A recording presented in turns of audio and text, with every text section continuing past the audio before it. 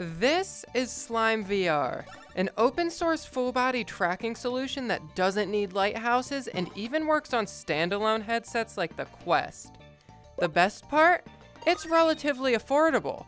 All of this together makes SlimeVR one of the best options for full body tracking. Let's get one thing out of the way first.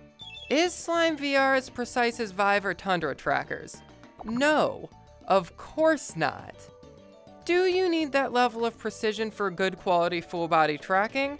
After receiving my review set in early November and using it for a few months, I can confidently say that no, you don't. By the way, I'm not being paid for this or anything. I have plenty of things that I can and will complain about. Anyways, I've used Vives for close to 2 years now, and I was skeptical of these things. SlimeVR is an IMU-based tracker, and those don't really have the best reputation. Things like Haratora X and Sony Mokapi are very meh at best, and that's without considering the price. Even early versions of Slime were just kinda bad. IMUs or inertial measurement units report on lots of different motion data. Pretty much everything VR uses them. Controllers, headsets, even Vive Trackers use IMUs. Obviously, these things also use lighthouses or cameras for tracking, but the IMUs are oftentimes reporting at a much higher frequency. They just like to do this really funny thing called giving garbage data. Since IMUs alone aren't reliable, you have to get creative with how you use them. SlimeVR takes different measurements of your body parts to build a model of your skeleton. Using this, it can track with reasonable accuracy.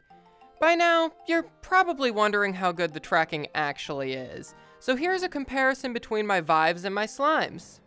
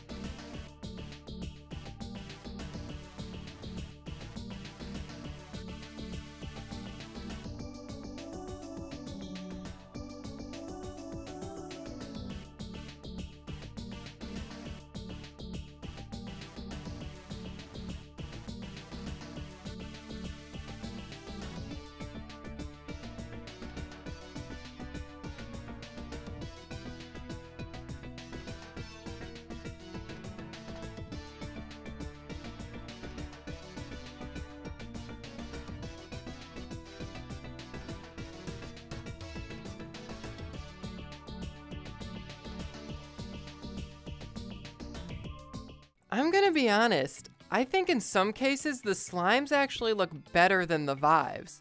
I was surprised at how much of a difference the knees really made for smaller motions. Where I noticed the biggest difference is the elbows. When I turn my wrist, my whole arm doesn't go with it anymore. Is this a fair comparison though? With the Slimes I have 11-point tracking, while with the Vives I have 6-point. I'd say it is. The set of 7 plus 3 Slimes I'm using is still cheaper than a set of 3 Vive or Tundra trackers. Speaking of price though, that $350 7 plus 3 set is not the lowest they can go. Here's all the prices. The cheapest is about $200 and the most expensive is about $560. The least you can buy at a time is 5 because that's the minimum for the tracking to work.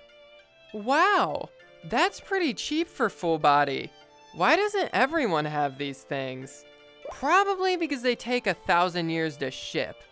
People who helped crowdfund them over 2 years ago still haven't got their trackers.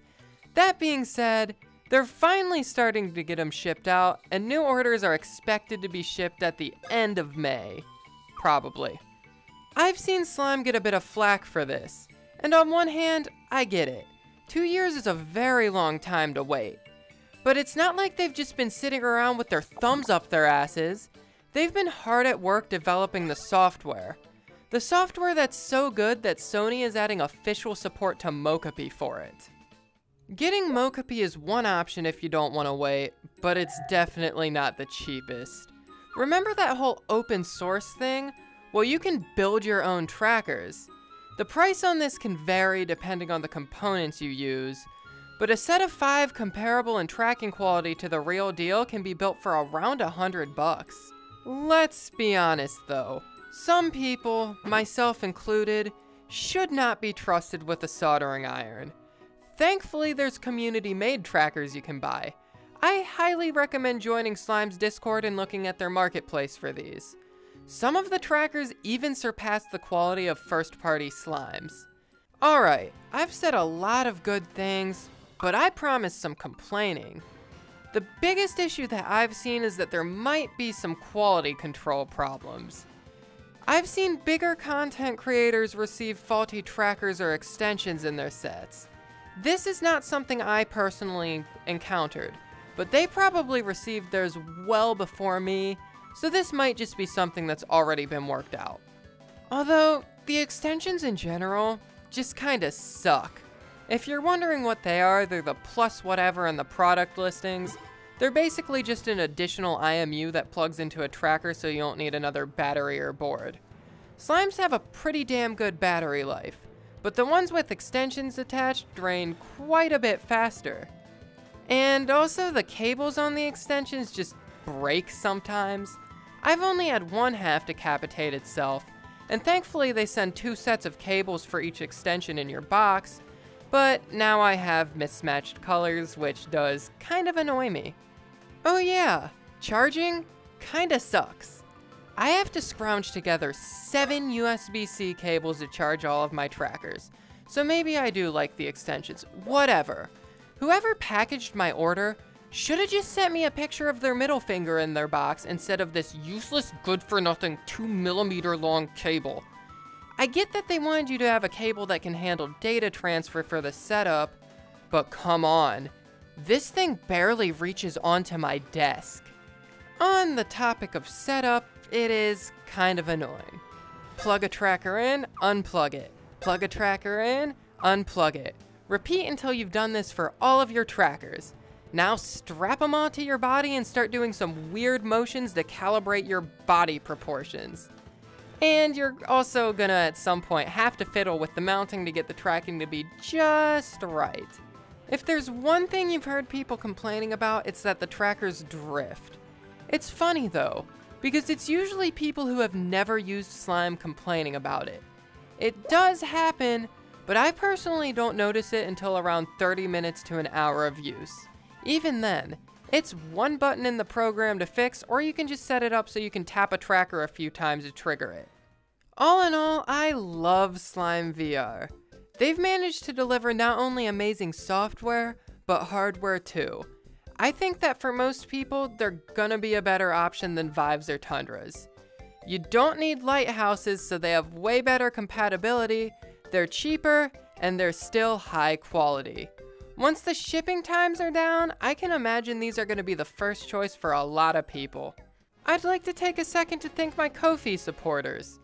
Thank you to my Tier 2 supporters, and thank you to my Tier 3 supporters, AsT and CJ821. People like you make these videos possible.